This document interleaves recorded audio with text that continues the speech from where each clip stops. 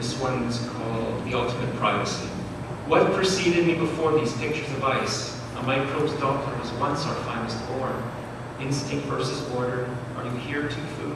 Appears to be upon quieter introspection, a wolf with big teeth and corrective lenses. Before you whined and pined, the moon listened. Expression, reflection, anticipation made us smarter. In the beginning, nature signed no formal documents and served no notice. An eclipse registered nothing more than some pusillanimous rush to tell.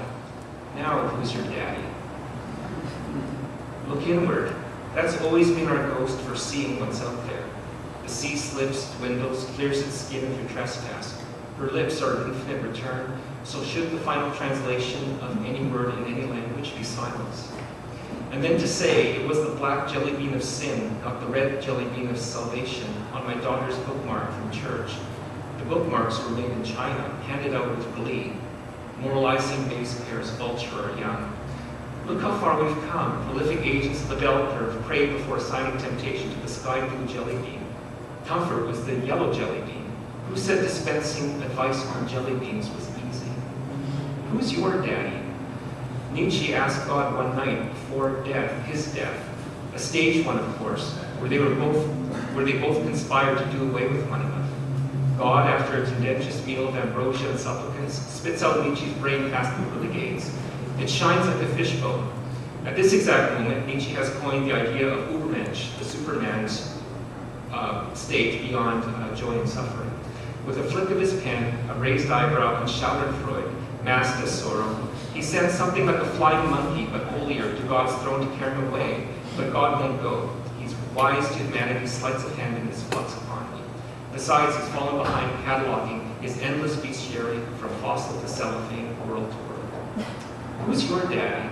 Nietzsche will ask this once again as he unravels, and once again he'll kill the anxiety, the slave atonements, the monkey on his back, although Nietzsche's thoughts are already beginning to fade away from argument and people in general. In fact, his alter ego is fading to white, not diminished, but expansive and serene, like a finely dressed lady dropped in the center of Greenland's ice sheet. This is called Not Yet Written. River mouth dry. Brace yourself, there's an underground uprising beyond landscape, a river of all directions. Say it without blame then, a church left shoreless, orange rusted, insect geodesic consumed by A-frame, with shingle rot that works through rain. Ghost town from bitumen, from Blackfoot, from Exxon, sucked dry. Car door and voice. Can't you fucking see how you fucking ripped open my fucking heart? Someone's perfume when no one's around, lines back the gold, and the blue fool you were for making crazy unstoppable. What church of small dogs refuses bread, as perpetuals ravage, lifting road dust this way? Post office overgrown with fireweed, no one's around really means an incoming, ongoing, and unrelenting choice. Note to self. Belief is this whole notion of purely controlled in the petri dish. Mulder and Scully make the scene behind such antics as hybrid vigor tans.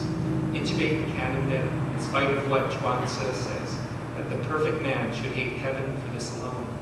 Can we truly be the myriad things without reading them? Can we truly read the myriad things without sensing them? To get through the chrono withdrawal, the saved and the damned needed parables. God's intercessors prorogued old age, admiring our best terrors, a saint, a killer, a perversion, a sacrifice, naked theater for the supreme ending that's an exercise in restraint. It's a miracle. Don't call it fiction, say the pleasured leaders who foreclosed on foreplay. No cross is fatal. This morning, the clouds were lined up like plus signs in their FTL drives. Puffs aside, they spoke. All summer long, the stars were expanded. Good things will perpetuate those who wait. Thank you.